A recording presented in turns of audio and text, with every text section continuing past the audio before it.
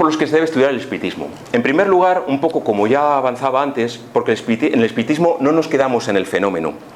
Como consecuencia de que, como ya antes adelantaba, indagamos en las causas, en los porqués y en los paraqués. Y entonces esto necesita sentarse, reflexionar, estudiar, comentar con otras personas, ver otros puntos de vista, etc.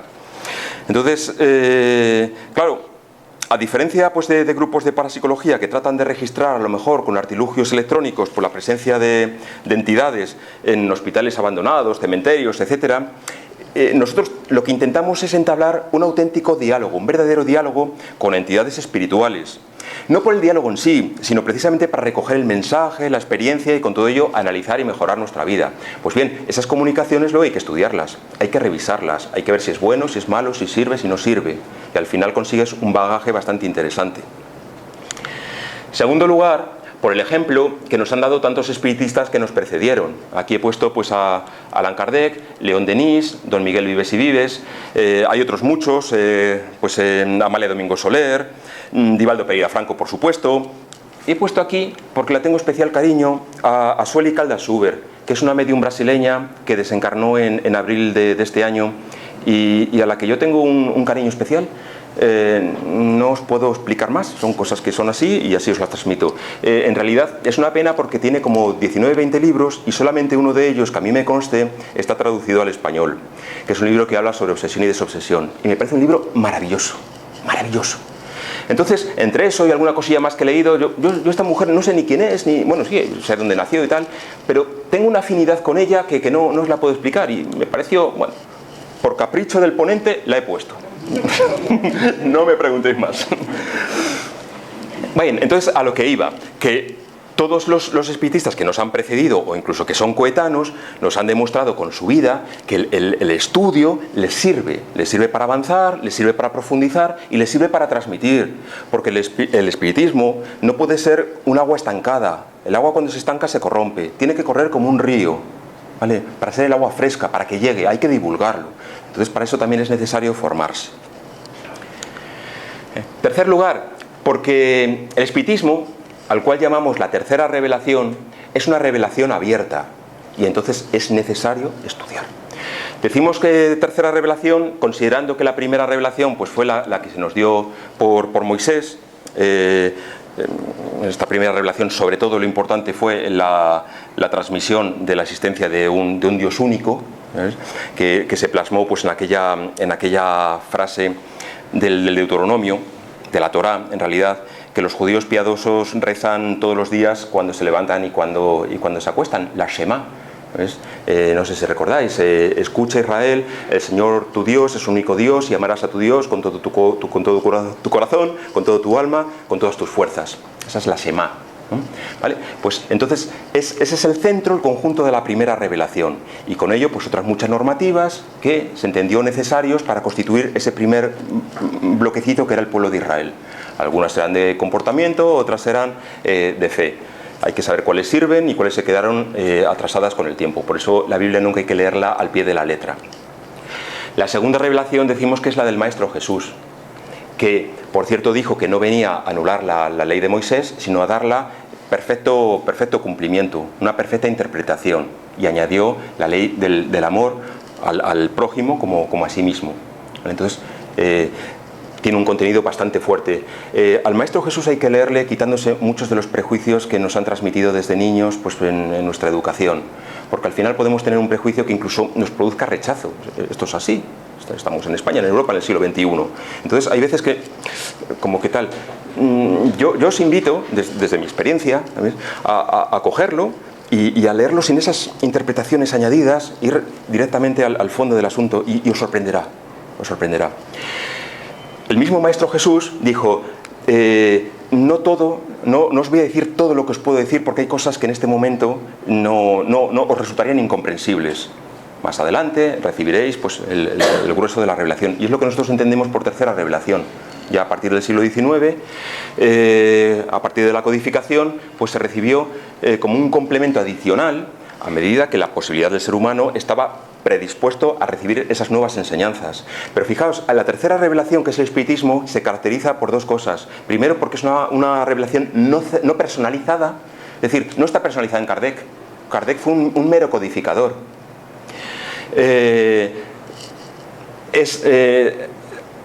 Tan buena es la revelación que pudiese hacer Kardec en los 5 libros de la codificación como la que pudo hacer León Denis o Delanoë o Divaldo Pereira Franco, o en nuestra mesa mediúnica de esta humilde casa cuando se recibe un mensaje. No está personificada en nadie en concreto y además es abierta, es decir, continúa. Un nuevo mensaje que se pueda recibir en un centro espírita debidamente confrontado y valorado, que no todos sirven, se puede convertir en revelación. Entonces, claro, por lo que os estoy diciendo, ya podéis adivinar la necesidad del estudio. Yo tengo que saber, cuando recibo un mensaje en la mesa mediúnica, si sirve o no sirve. Porque yo en mi cabeza tengo que confrontarlo con las revelaciones anteriores, más otros mensajes que se hayan podido dar en el pasado, en la codificación o en tantos otros libros. Es necesario una forma activa de ver si ese mensaje sirve o no sirve. Esto se hace estudiando. Como consecuencia del anterior, necesitamos tener certeza de la validez de una comunicación mediúnica. ¿Por qué? Porque los espíritus a veces mienten. Es decir, en la mesa mediúnica se puede presentar una pluralidad de espíritus de diferente grado de conocimiento. De hecho, en casi todos los libros de Allan Kardec siempre hay un capítulo muy importante que reserva a distinguir cuándo un espíritu es de conocimiento a cuándo un espíritu no lo es. Las diferentes escalas espíritas. Solo tenéis el libro de los espíritus, el libro de los medios, en la revista espírita vienen varios artículos. Es decir, es una cosa de que se preocupó mucho Allan Kardec, de saber distinguir cuando un espíritu realmente es de conocimiento o es un espíritu burlón o mentiroso que se hace pasar por un conocimiento y te coloca una que no veas. Entonces, claro, tú tienes que saber si eso sirve o no sirve. Tienes que ser cuco, tienes que ser pillo, tienes que saber. Entonces, eso por un lado. Por otro lado, también es muy habitual que cuando alguien empieza a desarrollar la mediunidad tenga una característica que llamamos animismo. ¿Qué palabreja es esa y qué quiere decir? Pues quiere decir que el medium que empieza se concentra, pero en realidad no recibe un espíritu, no es incorporado por un espíritu, sino que es su propio espíritu el que empieza a hablar. Su propio espíritu, porque nosotros somos espíritus. Eso lo tenéis claro, ¿verdad? Somos espíritus que nos hemos puesto este traje de carne. Algunos más esbeltos y otros pues que nos sobran aquí bastantes cosas. ¿Qué le vamos a hacer? Bien, ese es el traje que nos hemos puesto, pero en esencia somos espíritus. Y entonces, ¿qué sucede? Pues no sé lo que quería decir, pero bueno, da igual. con el tema este. Bueno, no debía ser importante, con lo cual continúo. Bien, vale, os decía que eso es el animismo, cuando el propio espíritu es el que habla. Esa comunicación no tiene ningún valor, porque para eso no montamos una mesa mediúnica, nos bajamos al bar de abajo, nos sentamos con unas cervezas y te cuento mi opinión sobre la vida. Pero para eso no montas una mesa mediúnica. Es decir, el animismo, aunque es una fase, yo diría que casi por la que todos pasamos, porque las tuberías están sucias y hay que desatascarlas. Entonces, hay que pasar por ello. Pero ahí está, hay que saber, la persona que acompaña al medium, si el medium en cuestión está teniendo animismo o no. ¿Vale? Pues para ayudarle, para animarle, etcétera. Tercera posibilidad, hay mediums que mienten. Esto es muy fuerte, pero a veces sucede. ¿Qué ocurre? Al final somos humanos. Imagínate que estás en una sala, en una mesa mediúnica, donde los demás mediums empiezan a hablar. Tú no recibes nada, no sientes nada, te sientes un palo seco, ¿sabes? Y dices, madre mía, qué vergüenza, van a decir que yo soy una M, ya sabéis. Y te colocas ahí una historia que no sabes de dónde te ha salido, pero se la colocas, que vamos, no sirve absolutamente para nada. Pues eso hay que saberlo. ¿Sabes? No es deseable, pero somos humanos y es una de las posibilidades que se puede dar. Pues ya está. ¿Sabes? Pero lo que pasa es que hay que estudiar para saber si realmente es una situación válida o no lo es. Bien, importantísimo. Para trabajar la humildad, el estudio nos hace ser humildes. Porque cuanto más estudies, más sabes que no sabes nada. Es decir, tú te piensas que dices, vale, fenomenal, vengo yo aquí con mi carrera de economista, encima yo doy clase, ¡buah! ¿Sabes? Aquí yo voy a sacar adelante el centro espírita. Ay, pobre de ti. No. Porque, como leímos el otro día, en el libro de los miércoles, Las memorias de un suicida, venía encabezado por un un párrafo del Evangelio donde el Maestro Jesús hacía una pequeña oración que decía: te doy gracias, Padre, porque estas cosas no las has revelado a los sabios y poderosos del mundo, sino a las personas humildes. Y las personas humildes, yo al menos mi experiencia en esta casa, en otros sitios, son en realidad los que más saben. Con lo cual uno más le vale callarse, escuchar y decir: esto es así. Es decir, yo estudio, pero qué lejos estoy de los que realmente saben. Y eso es bonito. Eso es bonito. Porque, bueno, primero he apuntado aquí porque nos lo dicen los espíritus. Hay un punto, el 765 del libro de los espíritus, donde Kardec pregunta a los espíritus: ¿cuál es el mayor obstáculo para el progreso? Y le responden: el orgullo y el egoísmo. Si nos pensamos que estamos sobrados,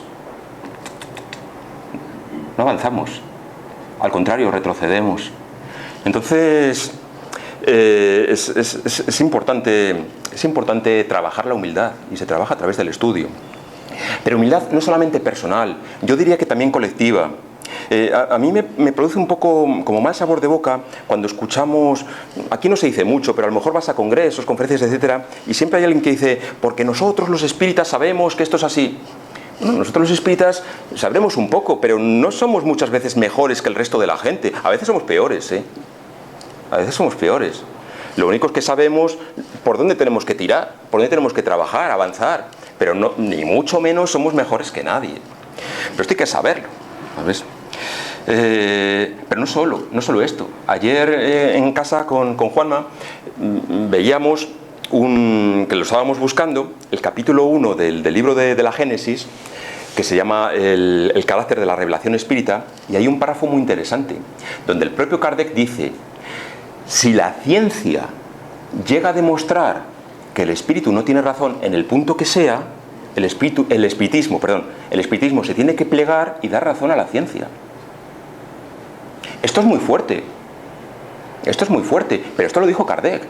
De verdad, no lo digo yo. Mirad el capítulo 1 del libro de la Génesis, tal cual.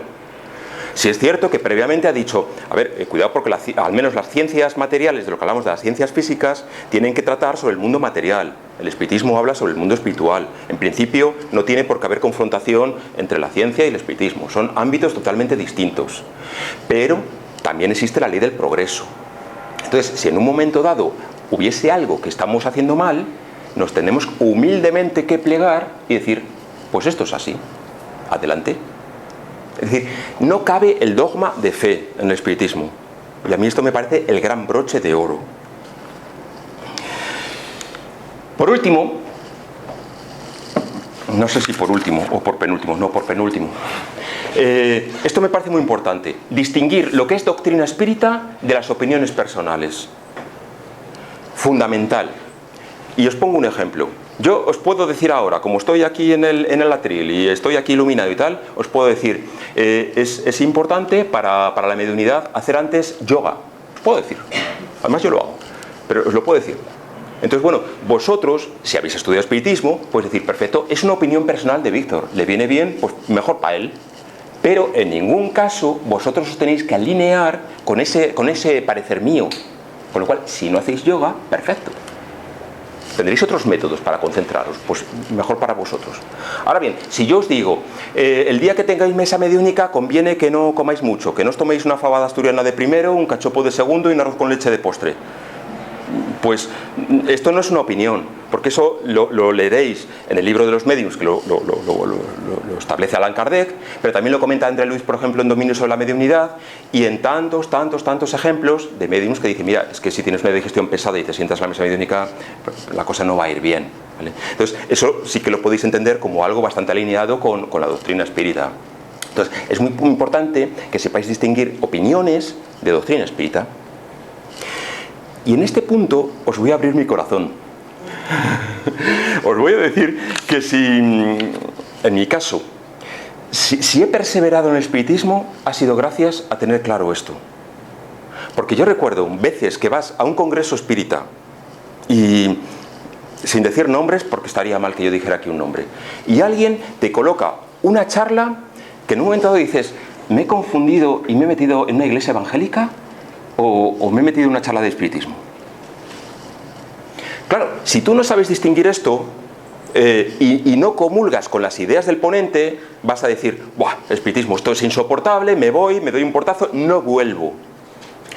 Ahora bien, si tienes claro lo que es opinión personal de lo que es doctrina espírita, al contrario, esa tensión que tenías, esa mala leche que se te estaba poniendo, se te quita, porque es la opinión de una persona que es respetable. Como cualquier otra, yo no coincido con él, pero yo lo escucho y lo respeto. Porque sé que yo no hace falta que me alinee con esa opinión. Yo tengo claro lo que es doctrina espírita y me quedo tan tranquilo. Entonces, es muy importante saber distinguir. Pero incluso yo también diría que es una responsabilidad cuando alguien da una conferencia, pues como en este momento me estoy dirigiendo a vosotros, si yo en un momento doy mi opinión, es bueno que os diga, esto es opinión mía. Esto lo hemos visto muchas veces en el Zoom, cuando hemos tenido reuniones online, durante la pandemia, etc. Es muy bueno dejar claro lo que es doctrina de lo que es una opinión, porque, sobre todo para que las personas que no están de acuerdo con ese punto se queden tranquilas. Entonces, claro, esto requiere bastante estudio, ¿os dais cuenta? Y ahora sí, el último, para evitar la fascinación o la mistificación. ¿A qué me estoy refiriendo? ¿Qué palabrejas son estas? En realidad son neologismos, son palabras nuevas que se utilizan en el espiritismo. Fascinación es aquella situación en la cual una persona va a un centro espírita, pero no para aprender espiritismo, sino que va fascinada, de ahí la palabra, pues por un determinado espíritu o por un determinado medium que le gusta y no se ocupa en realidad de estudiar, sino que solamente escucha, así un poco con los ojos en blanco, casi como en éxtasis. Pero en realidad eso no le sirve y te encuentras con situaciones un poco lamentables de personas que llevan años y que de repente te hacen unas preguntas que dices, pero hombre, de Dios, si llevas 8 años en el espiritismo y me haces esta pregunta, porque realmente no han profundizado. Kardec pone bastante en guardia en la introducción al libro de los espíritus contra el tema de la fascinación. Y otro error, la mistificación. Mistificación también es un neologismo. No tiene nada que ver con místicos, ¿vale? Y por cierto, lo podéis encontrar con S o con X. En la literatura espírita de corte brasileño le suelen poner una X, porque entendían que lo místico no es algo negativo, eso es una forma de espiritualidad. Entonces, de alguna forma, dicen, pues puestos a inventar palabras, le añadieron una X. Muchas obras brasileñas se tradujeron al castellano, al español mejor dicho, en Argentina, y mantuvieron la X, y ahora han vuelto a España y mantienen. Entonces podéis encontrar mistificación o mixtificación, las dos formas, y quiere decir lo mismo. Es aquella situación donde se presenta un espíritu, que normalmente es un espíritu de baja vibración, pero se hace pasar por alguien importante, el espíritu de San Luis o el espíritu de Santa Teresa de Lisieux o algo así.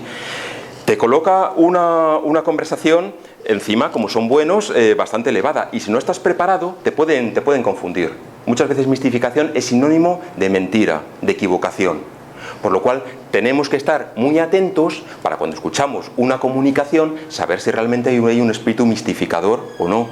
Esto es un trabajo difícil y continuo, bastante prolongado porque no se sabe, muchas veces hay que darle vueltas a las comunicaciones, etcétera, ¿no?